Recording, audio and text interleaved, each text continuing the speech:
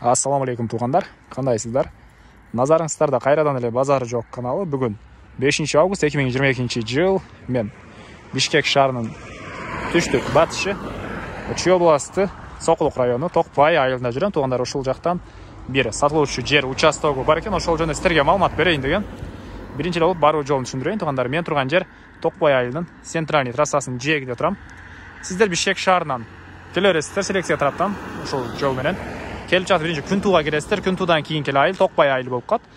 Токпай айылына киргенден кийин келе бересиздер. Тугандар, жол боюна карап келсеңиздер, сол тарапта мечитке 150 метр деген мондай жазуу бар.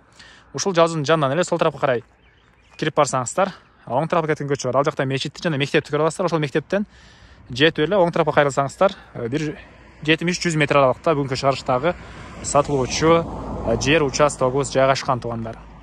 Анан бул жакка чейин Бишкек шаарынан бир маршрутка, бир автобус келет, жана башка көптөгөн по пути машина, таксилер деле көп тугандар.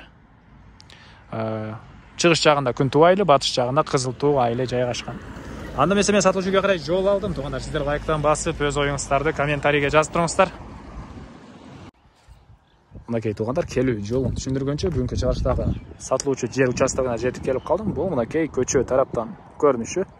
Мектептер бул жерде мынакей 3 үйдөн кийин эле мектеп, мечит, мини поле футболный бар экен.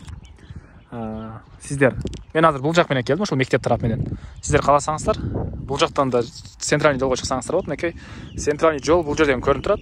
Бир, экинчи үйдөн кийин уже да центральный жол. Аралык бир 50-70 метрдей эле аралык бул жол менен. Анан эми участогубуз жөнүндө айтсак тугандар, аянты 5 соток. Документтер боюнча кызыл китеп бар экен. Бул чыгыш чек арасы бул жерге чейин. Мынакей. Анан батыш чек арасы. Ал жакта жай бар. Ошол жака чейин болуп калат жана көчө тарабы мына кошуналар забор кылган, ошол жерге чейин болуп калат. А бул батыш чек арасы ушул жерге чейин болуп калат. Анан көчө тараптагы чек ара бул кошуналардын забордун тушунан болуп калат экен тугандар. Андан ары бул жерде чоң үйгө фундамент куюлган. Бийиктиги мынакей 1,5 метрдей бийиктикте көрүнөт. Фирмага куйдурганбыз дейт, өзүбүз үчүн куйдурганбыз дейт тугандар. Сапаттуу кылып, ички тарабына арматура, сетка, мак баары ташталган дейт тугандар. Мынакей көрүп турасыздар бийиктигини. Азыр проектисин деле көргөзө кетейин, үстүнө чыгып. Мына ушундай план менен, планировкасы мына ушундай. Өзүбүз үчүн сапаттуу кылып куйганбыз дейт. Бул Токпай айылы жөнүндө айтсак тугандар, Сокулук районуна караштуу болуп калат, жана видеонун башында айткандай эле. Мынакей тоолорго жакын, кааласаңыздар мал баксаңыздар деле ыңгайлуудай көрүнөт. Анан бул жактан центральный трассага деле жакын, Бишкекке деле бат эле барып келе аласыздар. Батыш жагында Кызыл Туу айылы, чыгыш жагында Күнтуу айылы болуп калат. Мына ушундай тугандар. Мынакей абасы таза, тоого жакын, сонун жерде жайгашкан. Бул арты тарабы фундамент дейсин, бuyakta деле монча жер бар.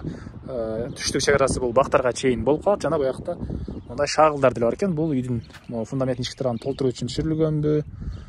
Ушундай окшойт тугандар. Мынакей мына ушундай көрүнүштө. Эмне маалымат калды тугандар айтылбаган?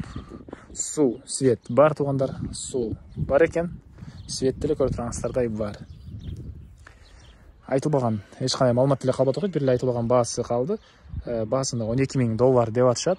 Аянты 5 соток тугандар. $12,000 деп атышат. Сүйлөшүү болот. Зона кылып сүйлөшүп көрүңүздөр тугандар. Фундаментин деле узун турасын айтпадым окшойт, узун турасы 11,5 10,5. 11,5 10,5 бул фундаменттин узун турасы. Мына ушундай. Анан ушул видеону достор менен группалар менен бөлүшсөңүздөр, мага жер ээсине сиздер чоң жардам берген болосуздар, жана ошондой эле кимдир ошол сыяктуу жер издеген болсо, ал кишиге да чоң жардам болот тугандар. Анда мен сиздер менен коштошом, кийинки чыгарышка чейин саламатта калыңыздар.